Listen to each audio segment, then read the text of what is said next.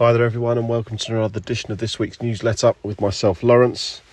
Thought summer was coming, or thought certainly the real start of spring was coming last week, and then we got the culture shock this week. Back to a few bits of colder weather, hint why we got some bubble hats on this week. But again, didn't stop the learning and getting better this week. Again, young lady here just revisiting back to her golf, having had a little bit of a layoff, but just wanting to obviously get things improved, playing more, just feeling the swing dynamics were just a little bit out of kilter. Hitting woods well, but iron strikes were evidently not quite there. So the image on the left-hand side was the original. And like you say, what looks like a very strong setup, which I do agree. I feel we're just a little bit too far away from the ball here, because the question I asked her was, where do you feel the weight is in your feet? And it would suggest, I feel my weight's a bit more in my toes. And with the weight being in the toes, it actually finds it harder to rotate.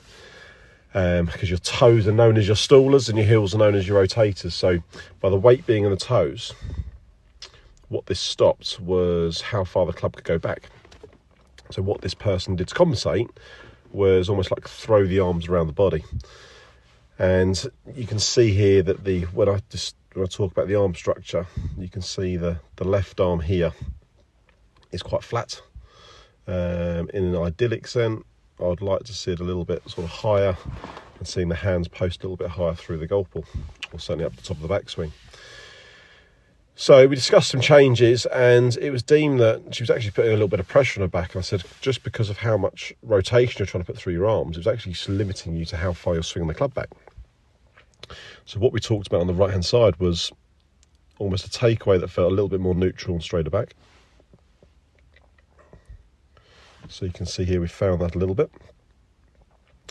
And then from here, it was a case of, right, try and get your hands to feel like they're going above the height of your head. So from here, there was a bit of more of a setting of the wrists. Again, you haven't seen the image on the left-hand side yet. You can see how much shorter it is. Okay, so we're actually getting a little bit more of an identification of a plane line here.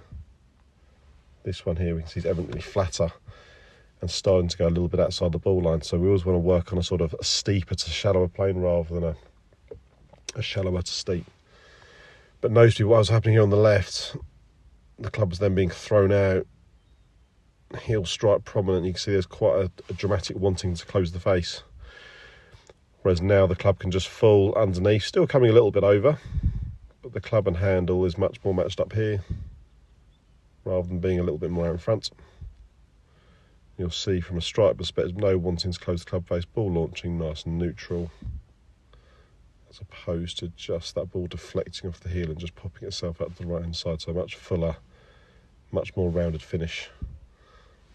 And again, some really good improvements in this session. So get yourself booked in, guys. Season is very, very fast approaching. Look forward to seeing you soon. Thanks.